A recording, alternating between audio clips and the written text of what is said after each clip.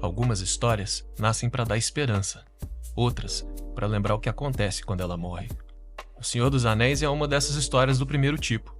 Ela começa apresentando aquele mundo quase paradisíaco dos hobbits, e aos poucos essa imagem vai se quebrando, e a gente percebe que o pano de fundo do filme é, na verdade, o pavor do fantasma da guerra e a paranoia constante do retorno do mal.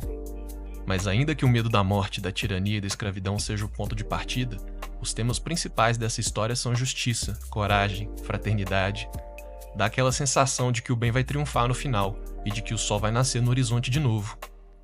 A maioria das histórias de ficção termina com algum tipo de resolução, algo que sugere que tudo vai ficar bem, que o mundo é bom e, se não for bom, pelo menos que ele pode ser bom, porque existe esperança.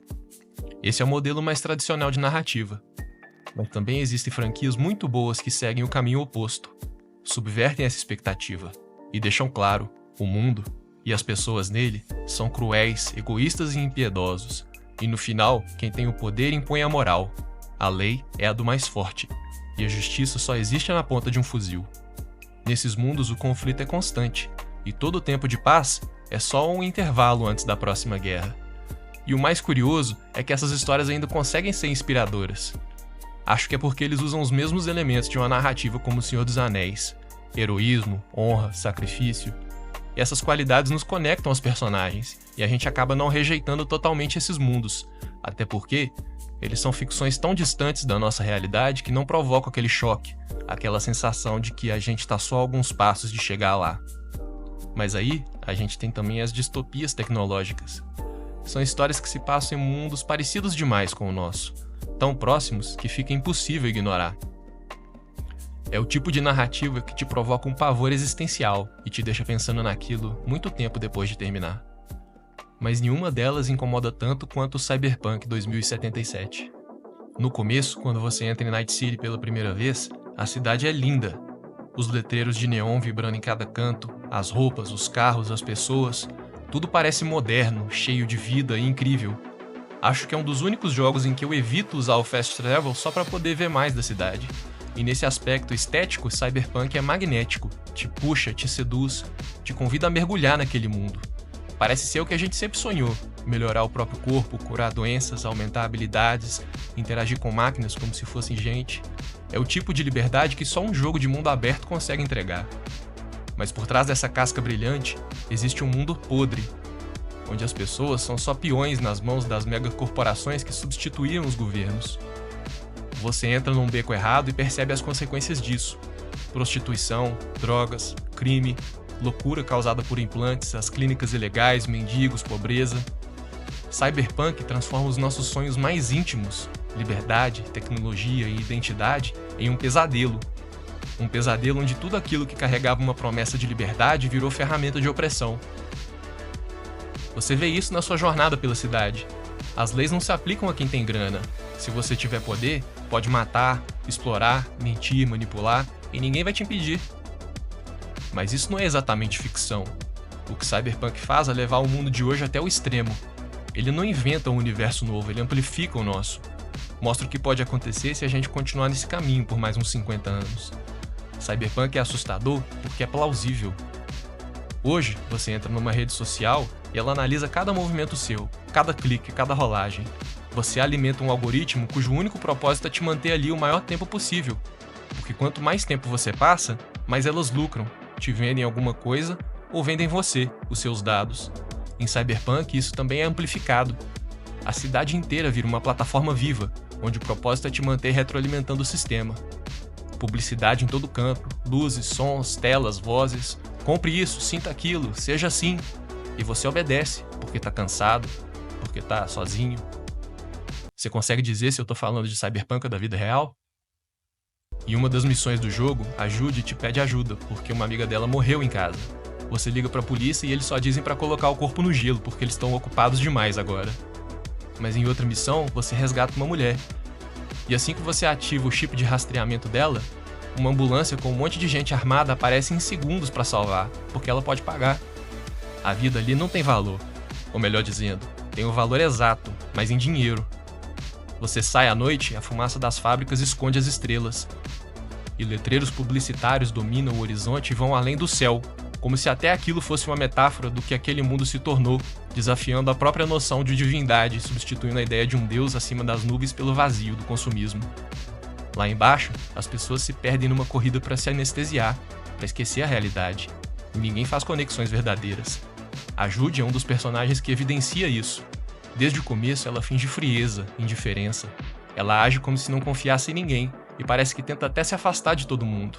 Mas conforme a relação com ela se desenvolve, você percebe que ela é só uma pessoa frágil, sozinha e reprimida. Ela depende da sua boa vontade para ajudar, porque ela não tem mais ninguém a quem recorrer. Cyberpunk é como um daqueles espelhos de circo, que distorcem a sua imagem e te deixam todo esticado, porque é isso que ele faz com a nossa realidade. Mostra do que nós somos capazes e o que somos capazes de aceitar e abrir mão em nome do conforto, do lucro, do progresso ou da complacência. Desde as primeiras horas você já sabe, seu destino ali tá selado. Seu personagem provavelmente vai morrer em breve e isso não vai acabar bem.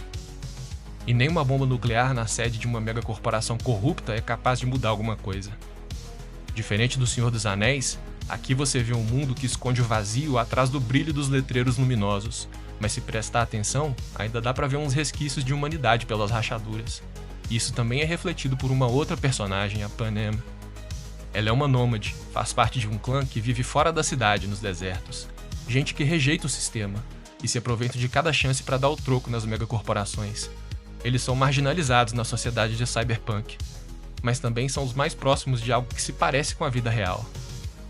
E da mesma forma que todos os meus personagens de Skyrim acabam virando um arqueiro stealth no final, todos os meus personagens de Cyberpunk acabam virando nômades e ficando com a Panem, porque ela e eles representam a vontade de ser livre no mundo de opressão e domínio.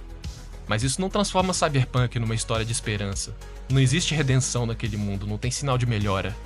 A esperança de um futuro melhor é completamente inútil. Então você me pergunta, qual é a motivação do personagem principal para fazer qualquer coisa ali? A real é que mesmo que essa não seja uma história de esperança, ela ainda é uma história sobre heroísmo.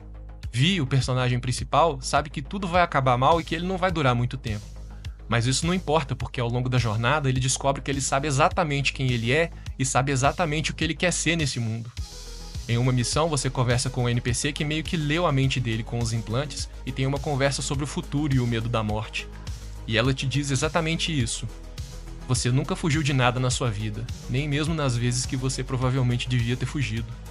Você anda pela cidade sabendo que uma bala perdida pode te matar enquanto você tá pegando um táxi, mas isso nunca te impediu de agir, de ir aonde você precisa ir. E isso não vai te parar agora. Cyberpunk não é uma história sobre esperança e otimismo. Na verdade, é uma história que te ensina que isso nem é realmente importante. E essa é a moral da história. Se você sabe quem você é e o que você defende, então você deve estar disposto a ir até as últimas consequências por isso. E não importa se tudo vai ficar bem ou não. Cyberpunk é aterrorizante porque é realista. Não tanto pelo mundo opressivo, mas porque mostra que nem sempre existe um "e viveram felizes para sempre" no final, mesmo quando você decide fazer a coisa certa. É uma história que te ensina que fazer o certo só pela expectativa de que as coisas melhorem é negar a si próprio. No final, ser você mesmo só depende de você. E o ponto alto dessa lição é o final secreto, em que depois de ficar parado pensando nas suas opções para ir para a missão, o Johnny te oferece uma outra opção. A de entrar na sede da Arasaka sozinho e matar todo mundo. Na minha opinião, essa é a escolha que sintetiza completamente a transformação do Vi nesse mundo. De um cara bem inseguro sobre si próprio para alguém que está disposto a dar a vida pelo que acredita, da mesma forma que o Johnny Silverhand deu. E é por isso que a dinâmica entre os dois personagens é tão boa, porque eles são quase literalmente a mesma pessoa. Não necessariamente pelas crenças, mas pelo fato de que os dois estão dispostos a fazer qualquer coisa por aquilo que eles acreditam. A única diferença é que o Vi só foi descobrir isso ao longo da jornada, enquanto o Johnny já sabia disso desde o começo. Cyberpunk é acima de tudo um lembrete, em que o mundo não é feito de bondade, que as promessas de um amanhã melhor podem não significar nada. Mas não importa, porque a vida é feita de escolhas mesmo assim. Mesmo num sistema falido, mesmo num futuro sem esperança, ainda assim você tem o poder de decidir fazer o que você acredita. Cyberpunk 2077 não é uma história sobre esperança, é uma história sobre identidade, sobre ter coragem de continuar sendo você mesmo, mesmo quando o mundo inteiro tenta te moldar em outra coisa. Então, no fim, talvez heroísmo não seja mudar o mundo, mas se recusar a deixar que ele mude você.